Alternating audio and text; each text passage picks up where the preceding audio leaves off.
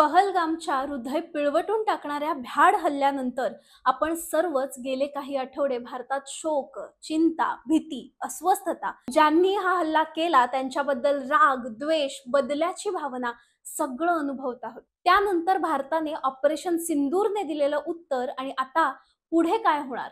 युद्ध होईल का? स्वतःची, परिवाराची सुरक्षा कशी करायची? काही लोक तर इतके पॅनिक झालेत की त्यांना रात्रीची झोपही लागत नाहीये। म्हणूनच आज मी हा व्हिडिओ खास बनवलेला आहे। अशा परिस्थितीतही मनाला शांत ठेवण्यासाठी, ताण कमी करण्यासाठी आपण काय करू शकतो। नमस्कार, मी चिन्मयी, मी सायकोलॉजिस्ट आहे आणि दर आठवड्याच्या शुक्रवारी आपण पर्सनॅलिटी, सेल्फ इम्प्रूव्हमेंट अशा वेगवेगळ्या विषयांवर व्हिडिओ घेऊन येत असतो। चॅनलला नक्की सबस्क्राइब करा, कारण या महिन्यामध्ये मानसिक आरोग्य महिन्याच्या निमित्ताने आपण मेंटल हेल्थ बद्दल महत्त्वाचे व्हिडिओ घेऊन येणार आहोत।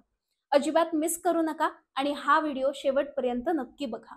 जी परिस्थिती आज आपल्यावर ओढवली आहे ती चिंताजनक आहे। मला माहिती आहे काळ कठीण आहे, सगळीकडे अनिश्चितता आहे, त्यामुळे मगाशी सांगितलेल्या सर्व भावना आपण अनुभवणं हे सुद्धा अत्यंत स्वाभाविक आहे। आणि तरीही सायकोलॉजिस्ट म्हणून हे सांगणं माझं कर्तव्य आहे की युद्ध कितीही मोठं किंवा अगदी घरगुती संघर्ष जरी असला तरी सुद्धा आपण जर मन स्थिर आणि शांत ठेवू शकलो तरच येईल त्या परिस्थितीवर आपण मात करू शकतो। त्यासाठी एक, रोज 10 श्वास माइंडफुल ब्रीदिंग करायचं। आपलं लक्ष सतत भरकटत असतं, विचलित होत असतं, आवाजाने, काही दिसल्यामुळे, विचारांनी, कधी भूतकाळात जातं तर कधी भविष्याची चिंता लागलेली असते। अशा वेळी मन आणखी अस्वस्थ होतं। मनाला स्थिर करायचं असेल तर आपल्याला आपलं लक्ष वर्तमान काळात घेऊन यावं लागतं श्वासाच्या मदतीने। काय करायचं? दिवसभरात कधीही ठरवायचं आणि संपूर्ण लक्ष श्वासावर घेऊन यायचा। श्वास शरीराच्या आत जातोय आणि बाहेर पडतोय, तो एक श्वास मोजायचा आणि जितक्या श्वासामध्ये तुमचा लक्ष विचलित झालेला नाही आणि फक्त श्वासावर लक्ष आहे ते 10 श्वास मोजायचे। लक्षात ठेवा, कितीही ठरवलं तरी मन विचलित होणार हे नैसर्गिक आहे।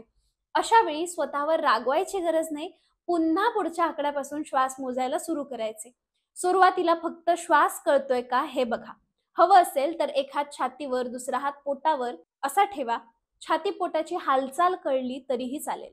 या सगळ्यामुळे आपल्या मेंदूला वर्तमानात म्हणजेच प्रेझेंट मध्ये यायला मदत होते। अतिविचार, भावनांचा त्रास कमी होतो। श्वासावर ताबा मिळवता आला की मनासोबत शरीर सुद्धा स्थिर होतं, योग्य विचार करतं आणि योग्य निर्णय घेऊ शकतं। म्हणून 10 माइंडफुल म्हणजे सजग श्वास नियमित घ्यायला सुरू करा। 2, पॉझिटिव्ह अफर्मेशन आणि सकारात्मक संवाद। आजूबाजूला नकारात्मकता असली की आपण नकळतपणे स्वतःशी सुद्धा नकारात्मक बोलायला सुरुवात करतो। माझ्याकडून हे होणारच नाही, मला हे जमणारच नाही, पण नेगेटिव्हिटी कडून डायरेक्ट पॉझिटिव्हिटी मध्ये उडी मारायची नाही। सर्वात आधी आपल्या नेगेटिव्ह बोलण्याबाबतीत सजग म्हणजे जागरूक राहायचं। आपण नेगेटिव्ह बोलतोय हे समजताच आपल्या मनातली भावना ओळखायची आणि त्याला नाव द्यायचं। भीती, चिंता, राग, द्वेष, मत्सर की अन्य काही, नाव दिलं की 1 ते 5 यामध्ये ही भावना कुठे आहे याचा अंदाज घ्यायचा आणि तो नंबर भावनेला द्यायचा। 1 म्हणजे कमी आणि 5 म्हणजे सर्वात जास्त, अगदी उद्रेक असं म्हणालात तरी सुद्धा चालेल। यामुळे काय होतं की मनात खोटी खोटी पॉझिटिव्हिटी न आणता आधी आलेल्या भावनेला आपण समजून घेतलं आणि त्याने ती भावना शांत व्हायला आधी मदत होते। ही स्टेप झाल्यानंतरच सकारात्मकतेकडे वळायचं। मग स्वतःशी आशावादी राहून बोलायचं, स्वतःवर, इतरांवर, देशाच्या व्यवस्थेवर मला पूर्ण विश्वास आहे, आम्ही सर्व सुरक्षितरित्या या संकटामधून बाहेर पडू, अशा पद्धतीची सकारात्मक वाक्य तुम्ही बनवू शकता। 3, वॉक अँड एक्सरसाइज। शरीराची तंदुरुस्ती आपण उसनी आणू शकत नाही आणि शारीरिक हालचाल मनामध्येही सकारात्मक ऊर्जा निर्माण करते। म्हणजे एका दगडात 2 पक्षी। त्यामुळे चालणं, धावणं, जिने चढणं, उतरणं अशा ऍक्टिव्ह जीवनशैलीचा फायदा अशा कठीण काळात सर्वाधिक होतो। 4, अति खाणं किंवा अतिशय कमी खाणं टाळायचंय। आपल्याला ताण किंवा टेन्शन आलं किंवा चिंता म्हणजेच एन्झायटी होत असेल तर त्याचा डायरेक्ट परिणाम आपल्या भुकेवरती होत असतो. काही जणांना अति भूक लागते, सतत काही ना काहीतरी खात राहावं असं वाटतं. त्यानेच त्यांना स्ट्रेस रिलीफ म्हणजेच ताणमुक्त झाल्यासारखं वाटतं. तर काही जणांची भूक मंदावते, काही खाऊ नये, काही खाल्लं तर उलटी येईल असंही वाटतं. या दोन्ही ताणाच्याच प्रक्रिया असतात. अशा वेळी सुद्धा पौष्टिक अन्न सजग राहून संपूर्ण लक्ष अन्नाकडे ठेवून एक एक घास व्यवस्थित चावून खाणं, चवीकडे, अन्नाच्या रंगाकडे, वासाकडे लक्ष देणं हे उपयोगी ठरतं. अति खाण्याची सवय असेल तर एक घास खाऊन झाल्यानंतर दुसरा घास तोंडात घेण्यापूर्वी हात ताटाकडे घेऊन न जाता घास संपेपर्यंत मांडीवर ठेवण्याची प्रॅक्टिस नक्की करा. स्ट्रेस आणि एन्झायटी असेल तर सतत तोंड कोरडं पडत राहतं. अशा वेळी तोंड सुकू न देण्यासाठी घोट घोट पाणी पित राहायचं, हे मात्र नक्की करा. 5. वाचन. जेव्हा कुणीच सोबत नसतं किंवा काही कारणास्तव तुम्ही एकटे पडता, कुणाशी बोलावंसं वाटत नाही, अशा वेळी चांगल्या पुस्तकांशी मैत्री करायची. पुस्तकं आपल्याला योग्य दिशा दाखवतात किंवा काही काळासाठी सगळं विसरून दुसऱ्याच दुनियेत घेऊन जातात. तेही काही वेळा गरजेचंच असतं. तुम्हाला ताण आला असेल तर कशी पुस्तकं तुम्हाला वाचायला आवडतात? तुमची काही आवडती पुस्तकं आहेत का? तर मला कमेंट करून नक्की सांगा. आणि मला तुमचं एक सजेशन सुद्धा हवंय.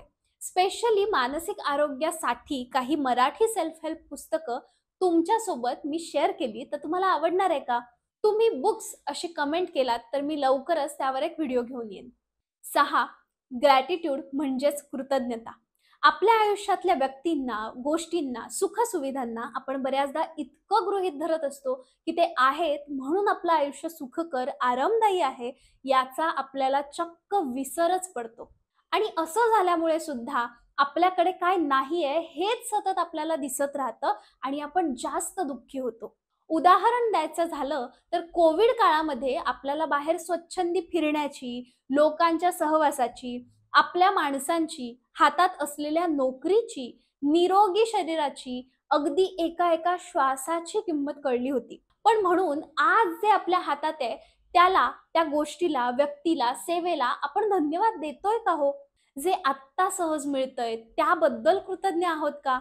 नसू तर त्या कृतज्ञतेच्या भावनेची आज आपल्याला सगळ्यात जास्त गरज आहे. कारण कृतज्ञता स्वतःसोबत भरपूर सकारात्मकता घेऊन येते. माझ्याकडे काय आहे म्हणून मी सुखी आहे हे आपल्याला दाखवते. म्हणजेच माइंडसेट शिफ्ट आणण्यासाठी कृतज्ञता मनामध्ये आणणं आणि काही काळ मनामध्ये धरून ठेवलं तर ते नक्कीच फायदेशीर ठरतं. आणि आता जाता जाता एक अतिशय महत्त्वाची सूचना देते. तुम्हाला कुठल्याही पद्धतीचा स्ट्रेस, एन्झायटी किंवा काहीही त्रासदायक वाटत असेल, अधूनमधून फक्त रडू येतंय किंवा स्वतःच्या लेवलला त्रास मॅनेज होत नाहीये किंवा त्रास वाटत नाहीये पण फक्त मोकळं व्हावंसं वाटतंय, तर कुठल्याही मेंटल हेल्थ प्रॅक्टिशनरची मदत घ्या. सायकोलॉजिस्ट, काउन्सिलर, सायकॅट्रिस्ट कुणाकडेही जा. तुम्ही एकटे नाही आहात आणि सगळ्या समस्यांवर उत्तरं आहेत याची खात्री बाळगा. आणि गरज पडेल तिथे कुणाचीही मदत घेणं हे धाडसीपणाचं लक्षण आहे. यात लाजण्यासारखं अजिबात काही नाही. शेवटी आपल्या मानसिक आरोग्याची काळजी घेणं हे आपल्याच हातात आहे. तुम्ही सक्षम असाल तरच तुम्ही इतरांना आणि जगाला मदत करू शकता. आज आपण सर्वच जण ही प्रार्थना करूया की देशात शांती आणि ऐक्य कायम राहो आणि त्यासाठी सुरुवात मात्र आपण आपल्या मनापासून करूया. पुन्हा भेटूच पुढच्या आठवड्यात. तोपर्यंत धन्यवाद.